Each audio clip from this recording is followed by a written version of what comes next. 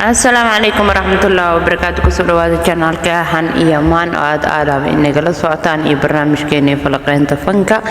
Barnaamijkeena falaqeynta fanka waxaan ku soo qaadan doonaa 12 actor oo kamid ah actorada ka jilada wadankaasi Turkiya waliba kuwooda ugu caansan iyo waxyaabaha ay ka soo shaqeyn jireen ka hor inta aynan caan ka noqon ama ka hor intayna ku soo biirin dhanka jirinka. Actorka lagu magacaabo Can Yaman ka hor inta uusan caan noqonin ama uusan ku soo biirin xirfadda jilitaanka ama actornimada waxa uu ka shaqeyn jiray uu ahaa abukaate ama qareen u dooda dadka dambiyada lagu soo oogo. Khalid Erjin ka hor inta uusan ku soo biirin suuqa jilitaanka ama inta uusan noqonin actor waxa uu ahaa uu ka shaqeyn jiray suuqgeynta ganacsiga waxa uu ahaa suuqgeeye ganacsi.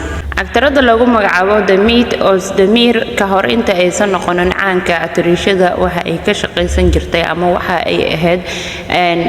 ay ka shaqeysan jirtay dansiga ama waxay ku shaqeysan jirtay xirfadda dansiga ama qobka ciyaarka. actorka caanka ah ee lagu magacaabo Barış Arduç ka hor inta uusan noqon caanka waxa uu ka shaqeyn jiray waardiyanimo.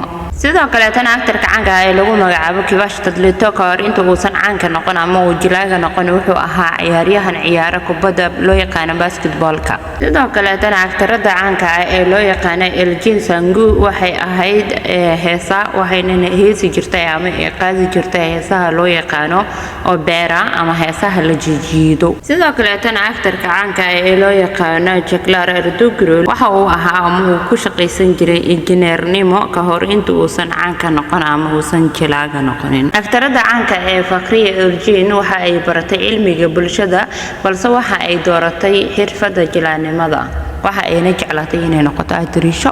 sidoo kale tan actorka caanka ah ee loo yaqaan Aras Bulut waxa uu wax ka bartay kulliyadda injineernimada duulista hawada ee jaamacadda farsamada ee Istanbul laakiinse waxa uu go'aansaday ama waxa uu doortay inuu noqdo actore.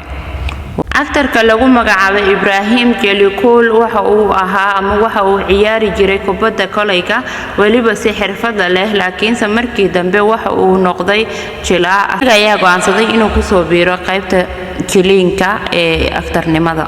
actorka ugu dambeeya barnaamijkeena aan ku soo qaadan doono wuxuu noqon doonaa Burak Özçivit. aabihiis ayaa lahaa cafeteria Burakna wuxuu ka shaqeyn jiray cafeteriyada yaraantiisii waxa uuna ahaa kabalyeeri geeyo dalabaadka dadkana dalabaadka ka qaada.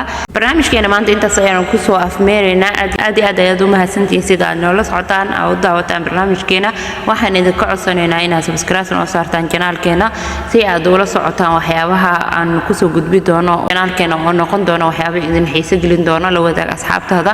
aad ayaad u mahadsantahay la socod wanaagsan.